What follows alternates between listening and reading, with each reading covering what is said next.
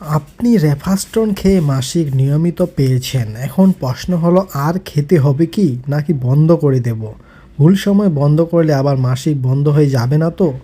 এই ভিডিওটি শেষ পর্যন্ত দেখুন, কারণ আজ পরিষ্কার করে বলবো রেফাস্টন কখন বন্ধ করবেন আর কখন চালিয়ে যাওয়া জরুরি। আপনার অভিজ্ঞতা থাকলে ভিডিও শেষে কমেন্ট করতে ভুলবেন না। ভিডিওটা কাজে লাগলে লাইক দিন ও শেয়ার করে অন্যকে দেখার সুযোগ করে দিন।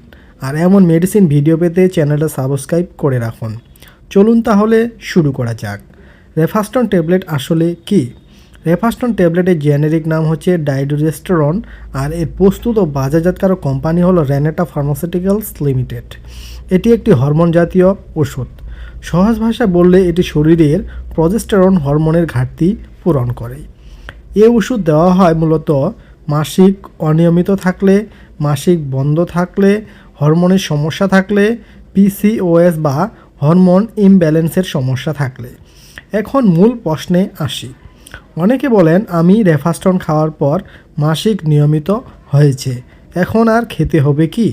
এই উত্তরটা খুব গুরুত্বপূর্ণ। রেফাস্টন খাওয়ার ফলে মাসিক এসেছে মানে এই না যে সমস্যাটা পুরো ঠিক হয়ে গেছে, কারণ এই ওষুধটি বেশিরভাগ সময় সাময়িকভাবে মাসিক আনার জন্য দেওয়া হয়। তাহলে কতদিন খেতে হয়?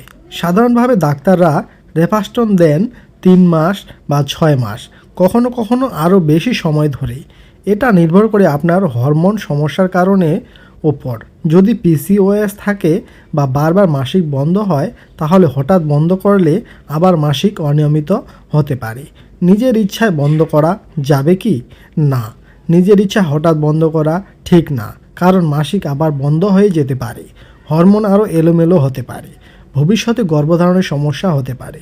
তাই মাসিক নিয়মিত হলে ডাক্তারের পরামর্শ ছাড়া বন্ধ করবেন না। কখন ডাক্তারের সাথে কথা বলবেন? এই অবস্থাগুলো হলে অবশ্যই জানাবেন, যেমন মাসিক খুব বেশি হচ্ছে, পেটে ব্যথা হচ্ছে, মাথা ঘোরা, বমি বমি, স্তনের ব্যথা। তখন ডোজ কমানো বা ওষুধ বন্ধ করার সিদ্ধান্ত নেওয়া যায়, তবে ডাক্তারের সাথে কথা বলে। গুরুত্বপূর্ণ সতর্কতা: রেফাস্টন জন্ম নিয়ন্ত্রণ ওষুধ না। এটা নিজে নিজে শুরু বা বন্ধ করার ওষুধ না। সবসময় সঠিক ডোজ, সঠিক দিন, সঠিক সময় খাওয়া খুব জরুরি। আপনি কি রেফাস্টন খেয়েছেন? খাওয়ার পর মাসিক কেমন হয়েছে? কমেন্টে লিখুন আপনার অভিজ্ঞতা বা প্রশ্ন থাকলে নিচে জানান, আমি চেষ্টা করব উত্তর দিতে।